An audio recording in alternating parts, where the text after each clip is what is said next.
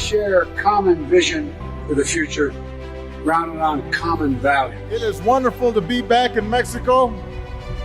Lindo y querido. Reafirmamos que nuestro lazo más profundo es nuestra gente. Juntos somos más fuertes.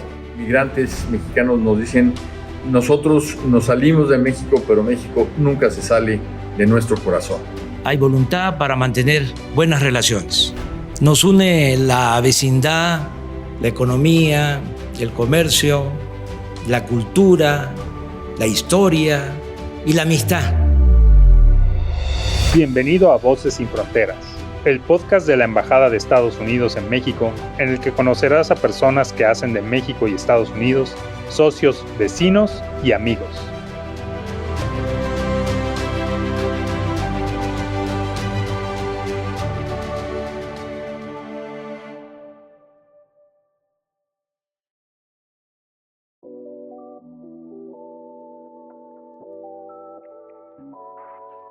Hola y bienvenidos a un episodio más de Voces Sin Fronteras, el podcast oficial de la Embajada de los Estados Unidos en México en colaboración con Frecuencia SEM del Tecnológico de Monterrey, Campus Estado de México. En esta ocasión nos acompaña la doctora María Julia Marinicen, la agregada de salud en la Embajada de Estados Unidos en México. Desde su posición, ella impulsa los esfuerzos de colaboración en temas de salud con México, representando al Departamento de Salud y de Servicios Humanos de los Estados Unidos.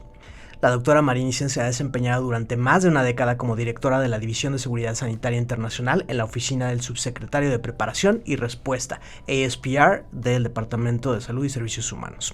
También representó al mismo departamento en varios comités de coordinación de políticas del Consejo de Seguridad Nacional de la Casa Blanca en temas de seguridad sanitaria internacional y se desempeñó como enlace de los Estados Unidos con la Iniciativa de Seguridad Sanitaria Mundial. Ella fundó y preside desde el año de 2010 el Grupo de Trabajo de Seguridad Sanitaria de América del Norte, el cual desarrolló el Plan de América del Norte para la gripe animal y pandémica, el cual fue lanzado por líderes de Estados Unidos, México y Canadá. A su arribo a México en el año de 2019, ella desempeñó un papel clave para coordinar los esfuerzos y el apoyo estadounidense a México durante la pandemia del COVID-19. Y hoy más que nunca enfoca su trabajo en preparar a América del Norte ante futuras pandemias que amenacen la salud pública en esta región. Doctora Marinicen, qué gusto tenerla por aquí. ¿Cómo está? Muchas gracias, muy buenos días.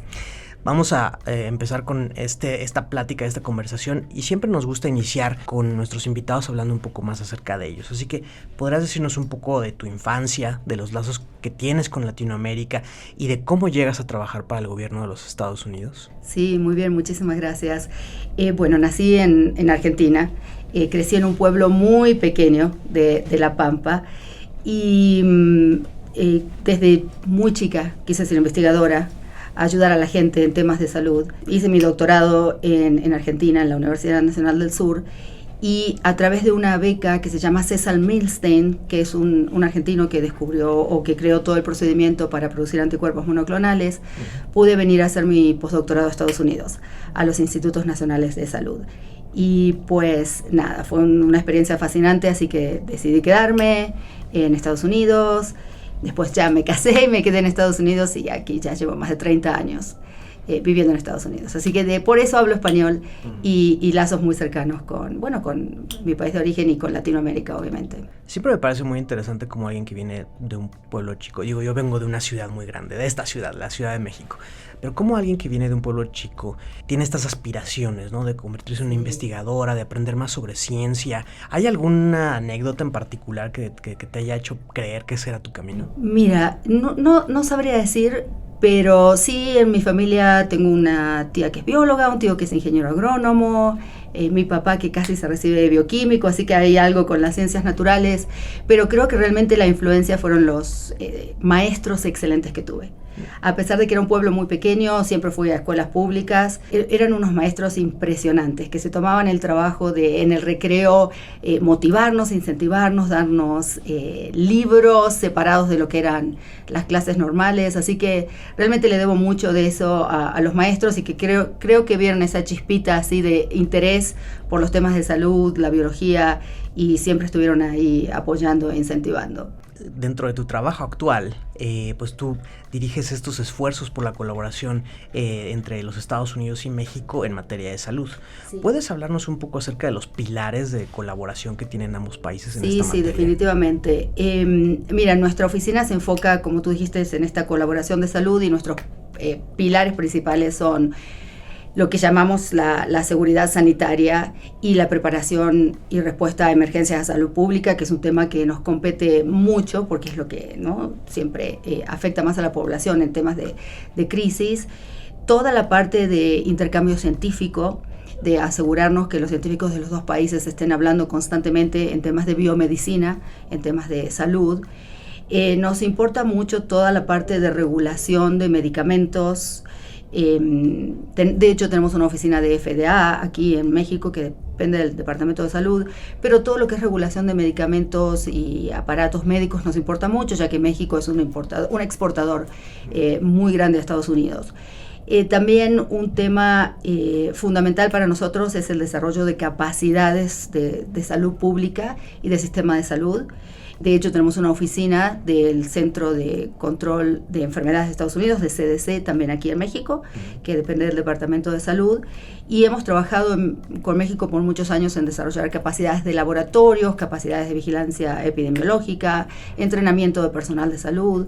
Esa es un área clave para nosotros. Y por último, todo lo que es salud fronteriza. Hace muchísimos años, más de 20, casi 25, tenemos una comisión de salud fronteriza, y eso es uno de los temas fundamentales para nosotros también. Por lo que escucho, hay una baraja muy amplia de actividades, ¿no? Y dentro de lo que desarrollas, bueno, escucho temas de comunicación, temas de la coordinación de las diferentes oficinas que componen el Departamento de Salud, y bueno, pues aspectos que maneja FDA, aspectos que maneja el CDC, pero seguramente esto implica bastantes retos. Demasiado. Y lo que quisiera saber es en qué consisten estos retos, ¿no? ¿Cuáles son los mayores retos que se enfrentan cuando estamos hablando de salud pública? Sí, no, definitivamente. Mira, en realidad tenemos una colaboración de hace más de 20 años con México, y un poquito antes, ¿no? 20 años en la que yo, con orgullo y con mucho honor, puedo decir que soy parte. Hemos trabajado más que nada en el desarrollo de capacidades para detectar y responder a enfermedades, que al tener una frontera tan grande y tan fluida y estar tan interconectados, como decimos siempre, lo que pasa de un lado va a pasar del otro. Entonces es necesario que tengamos capacidades comparables, ¿no? Y que nos podamos ayudar mutuamente. Entonces mucho de nuestro esfuerzo va en ese sentido, en que las capacidades sean no solo comparables, sino lo que decimos interoperables, que nuestros sistemas se puedan hablar de un lado y del otro. Los retos son las diferencias políticas. Tú sabes que a pesar de que tenemos equipos técnicos buenísimos en los dos países, cambian las políticas y a veces cambian definitivamente la toma de decisiones y las prioridades.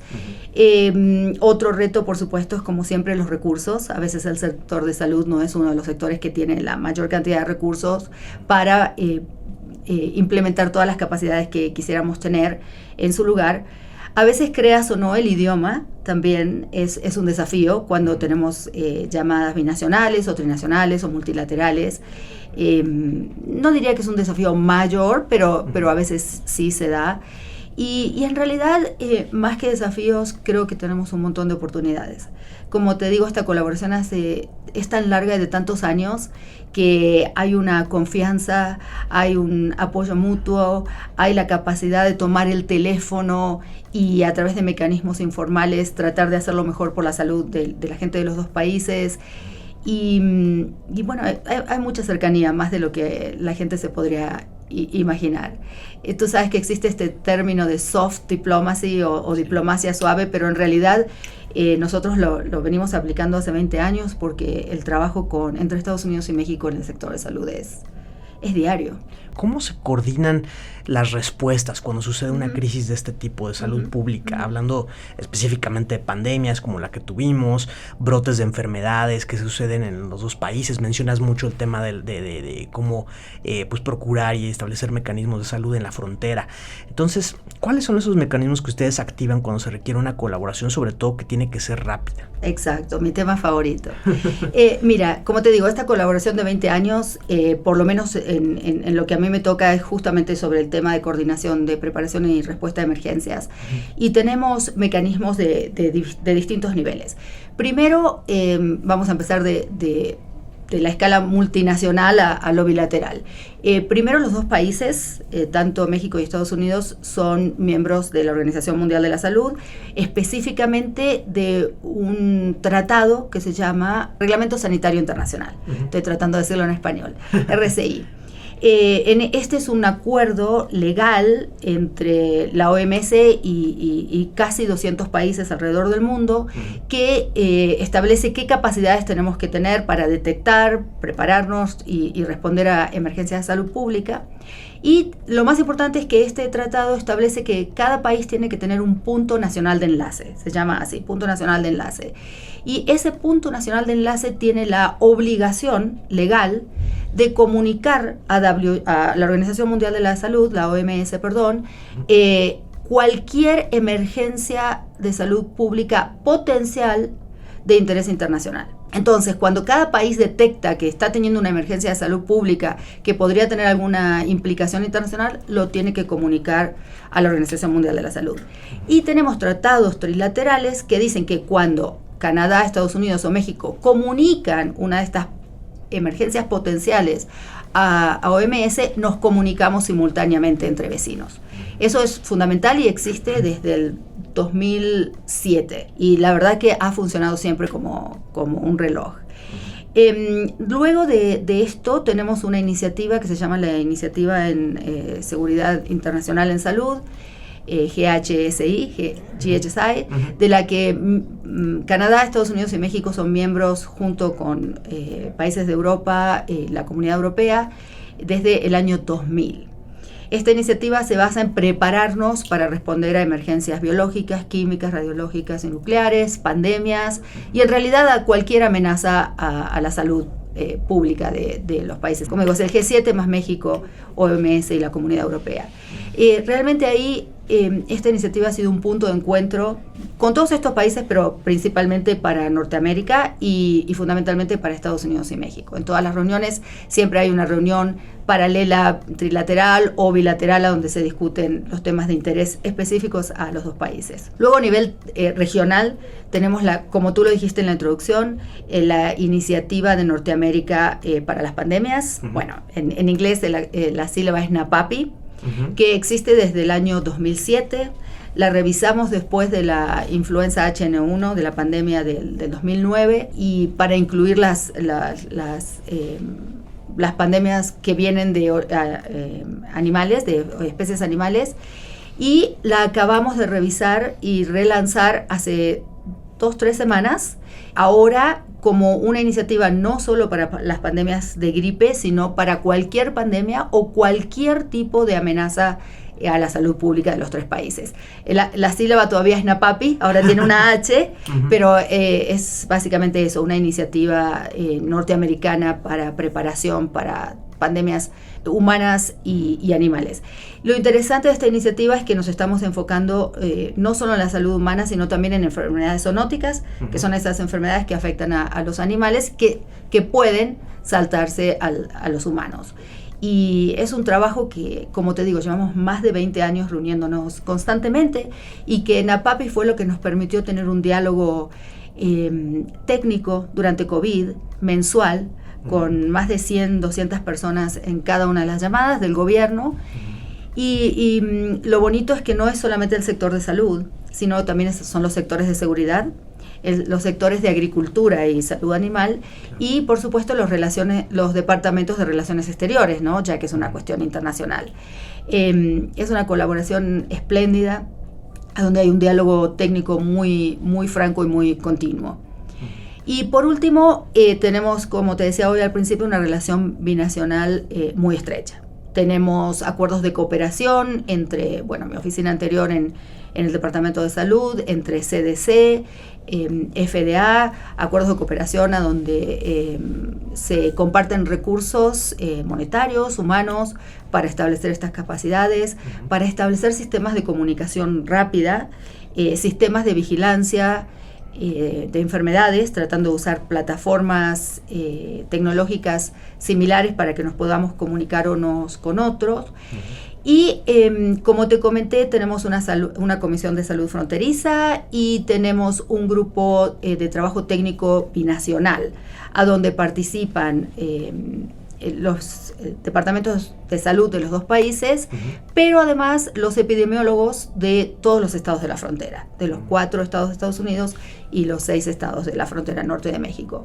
Ese es un grupo que también se reúne mensualmente y que desarrolló hace varios años un protocolo binacional de comunicación, que es el que utilizamos cuando tenemos que responder a una emergencia.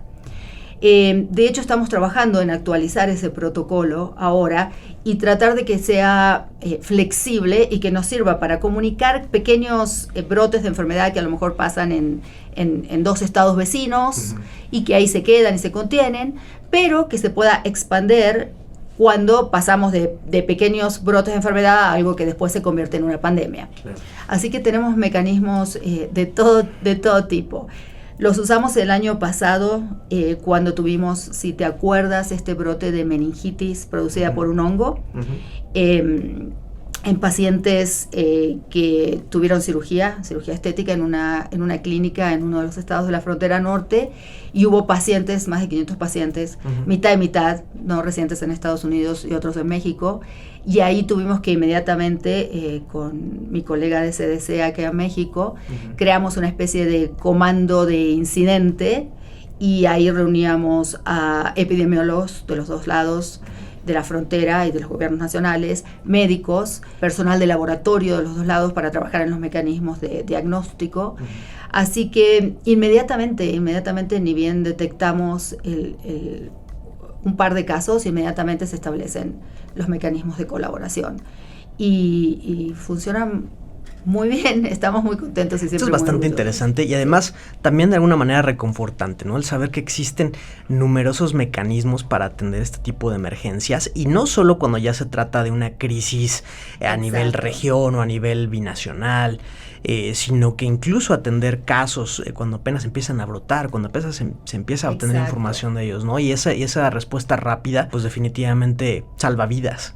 Mira, cuando tuvimos el caso de H5N2 en una persona aquí en México, que fue el primer caso humano. ¿Es otra gripe aviar? Claro, es una gripe aviar, y hubo un caso humano. Inmediatamente estuvimos con llamadas binacionales, donde estaban, como tú mismo dices, los sectores de salud y los sectores de agricultura, y de hecho los sectores de agricultura aportaron, sobre todo del lado de ustedes, en ASICA, aportó información muy importante sobre la secuencia del virus, y sobre todo trabajamos juntos para implementar estos mecanismos de vigilancia, porque uno tiene que empezar obviamente a vigilar la población animal, pero tiene que redoblar los esfuerzos para vigilar la población humana, sobre todo que está en cercanía con estos animales. Por supuesto. De hecho, ahora estamos trabajando juntos con el NAPAPI en este tema del brote que tenemos de gripe aviar de H5N1 que está afectando tan grandemente a Estados Unidos y Canadá.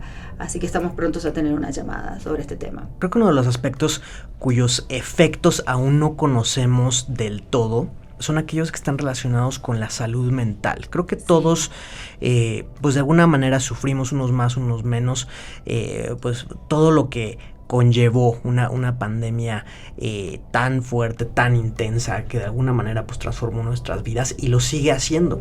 Pero este aspecto de la salud mental creo que no se ha abordado, sí se ha abordado por supuesto, pero no del todo, en el sentido de que todavía no sabemos cuáles van a ser los efectos a más largo plazo. Claro. Quisiera preguntarte si México y Estados Unidos están haciendo algo en colaboración acerca puntualmente del tema de la salud mental. Sí, me encanta tu pregunta. Justamente veníamos hablando con mi colega, el doctor Sánchez, que es parte de mi equipo aquí en la embajada, sobre los efectos de COVID en la salud mental.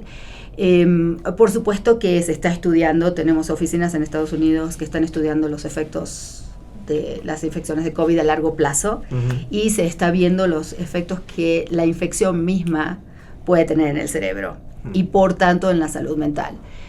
Pero si dejamos eso, que es más fisiológico, más debido al efecto directo del virus en el cuerpo, y nos enfocamos un poco más en lo que pasó con haber estado encerrados, con haber estado con una incertidumbre total sobre trabajo, sobre todas las personas que dependen del trabajo diario en la calle para recibir dinero. Los efectos fueron muy notables. De hecho, la semana pasada estuvimos aquí en la Ciudad de México el diálogo norteamericano sobre drogas. Es un tema en el que estamos trabajando juntos trilateralmente y juntos binacionalmente. Ya hace un par de años que creamos un panel binacional de expertos que primero se llamaba Panel Binacional de Expertos en Adicción a Drogas, pero después se llamó Panel Binacional de Expertos en Salud Mental y Drogas, reconociendo que obviamente estamos o tenemos que trabajar en los temas de salud mental juntos, que son la base a veces para el uso de sustancias, ¿no? Ilegales. Y realmente cuando mirábamos la semana pasada los datos en los 3 países de consumo de sustancias, veíamos que a partir del 2019 hay un pico muy grande en el número de adicciones, de personas que consumen sustancias y que desarrollan problemas de adicciones, y también las muertes por sobredosis, sobre todo en Estados Unidos, con sustancias como el fentanil. Estamos empezando a ver que están disminuyendo, y también en una reunión del Observatorio Mexicano sobre Adicción a Drogas empezábamos a ver que en varios países este año están empezando a disminuir el consumo y las sobredosis. Creo que eso refleja lo que fue la situación de COVID de alguna manera, ¿no? Que la gente, como tú dices, tenía una crisis de soledad, una crisis de incertidumbre, una crisis económica. Faltó ese aspecto social y de interrelación que los humanos necesitamos.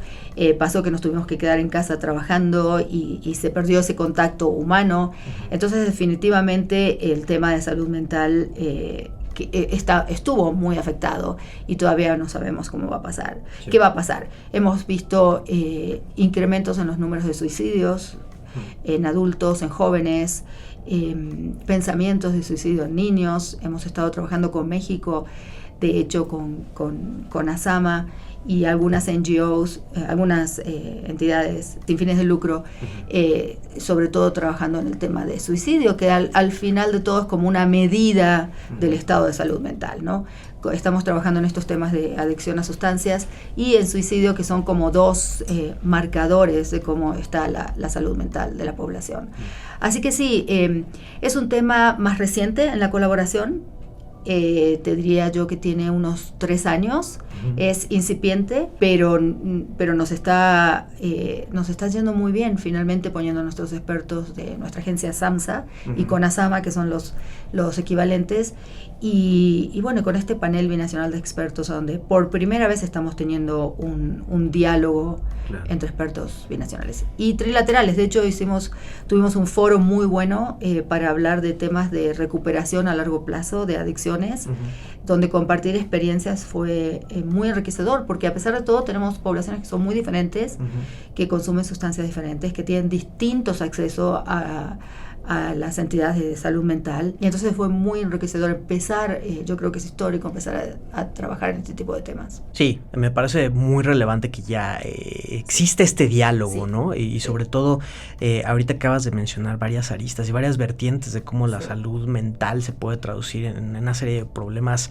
difíciles, ¿no? Y seguramente, digo, por lo que entiendo, ustedes pudieron identificar, o hay algunos estudios que determinen que de alguna manera este aislamiento que se provocó por la pandemia provocó que más gente recurriera al abuso de sustancias o que considerara el suicidio, ¿no? Para escapar de la realidad de su entorno, ¿no? Dado que muchos sufrimos, pues, de aspectos de la pérdida de un ser querido, de tener incertidumbre sobre nuestro trabajo y sobre cómo íbamos a seguir adelante, ¿no? Sin saber qué era lo que estaba pasando, y obviamente preocupados por nuestra propia salud.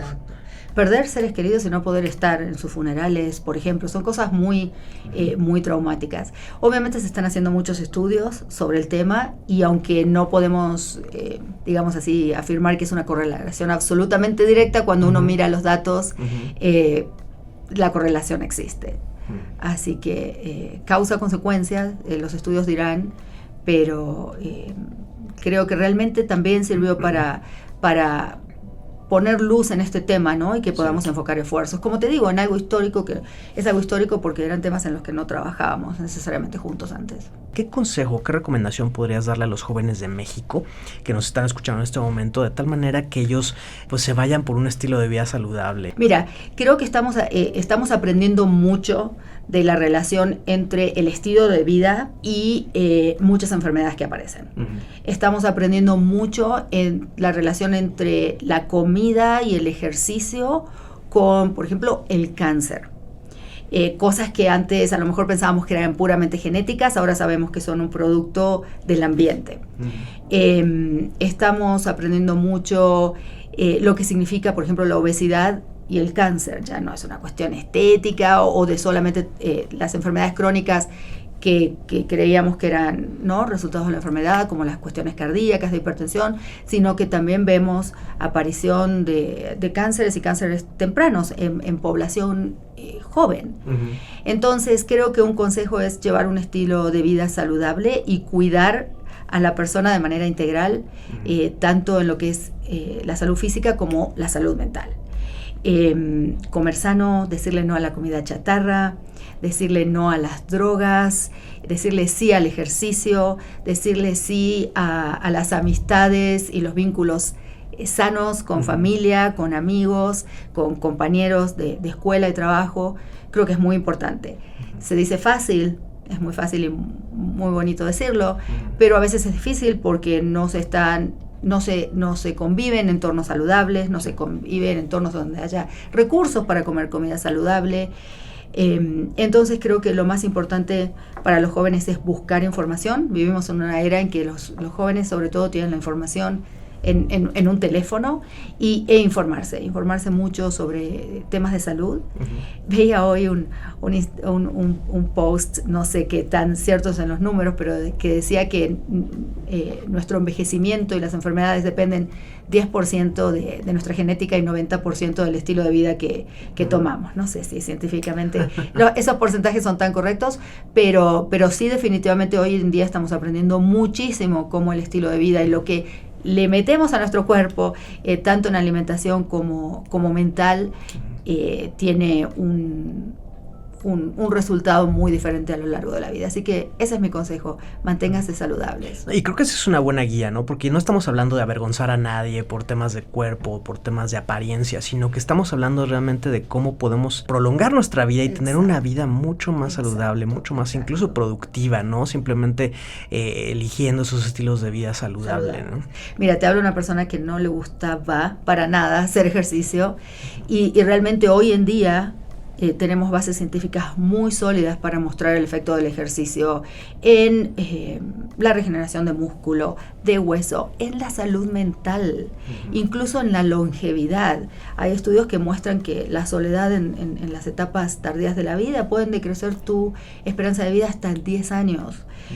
También se está mostrando que muchos deportes que son sociales tienen mucho mejor efecto en la longevidad que los deportes que uno practica solo a lo mejor. Entonces hay mucha información que los jóvenes de hoy tienen disponibles y ese sería mi consejo. Busquen, estudien y manténganse saludables. Muchísimas gracias, doctora. ¿Algún último mensaje que quisiera dejarnos? No, te agradezco muchísimo este podcast. Quiero decirle a la gente que aquí estamos, que a veces no se ve, pero que hay una colaboración increíble entre México y Estados Unidos en temas de salud de muchos años y que a lo largo de todas las crisis de salud pública siempre hemos estado ahí uno para apoyar al otro y mutuamente, obviamente. Así que muchísimas gracias por este podcast y por la oportunidad de contar un poquito lo que hacemos en nuestra oficina. No, al contrario, muchas gracias por la conversación a la doctora María Julia Marinissen, agregada de salud de la Embajada de Estados Unidos en México. Yo soy Alejandro Barrón y me despido de un episodio más de Voces Sin Fronteras, el podcast oficial de la Embajada de Estados Unidos en México, en colaboración con Frecuencia SEM del Tecnológico de Monterrey, Campus Estado de México. Hasta la próxima. Ping Pong con María Julia Marinissen. ¿Cuál es el mayor aprendizaje que te dejó la pandemia del COVID-19? Muchísimos, en lo personal y en lo profesional. Creo que en lo personal la importancia de las relaciones interpersonales, los lazos familiares y los lazos con amigos. En lo profesional, cuánto esfuerzo tenemos que hacer para estar preparados para cualquier emergencia de salud pública. ¿Qué es lo que más te gusta de tu trabajo? todo. Es constante, todos los días es un desafío, todos los días es una oportunidad, pero lo más importante es poder ayudar a la gente a salvar vidas humanas. ¿Qué tipo de música te gusta? Ay, me gusta el tango, me gustan los boleros, me gusta el pop. Y antes de que me preguntes, mi cantante favorito es Luis Miguel. Bien. ¿Y la música que más te gusta de México? Ay, los boleros y la balada. Ok, ahora hablemos de comida. ¿Qué comida te gusta más de México? Uy, los chiles en nogada, las enchiladas verdes y los chilaquiles. ¿Y de Argentina? El asado. ¿Cuál es tu serie o película favorita? Las telenovelas mexicanas. Wow. Aprovechando tus fuertes lazos con Argentina, ¿Messi o Maradona? Messi. ¿México y Estados Unidos son un ejemplo de colaboración en materia de salud a nivel mundial? ¿Sí o no? Sí, yo creo que sí, definitivamente. Tenemos una relación muy cercana. No te pierdas los próximos episodios de Voces sin Fronteras. Búscanos en plataformas digitales, en Facebook como Embajada de Estados Unidos en México y en Instagram o Twitter como @US Embassy Mex.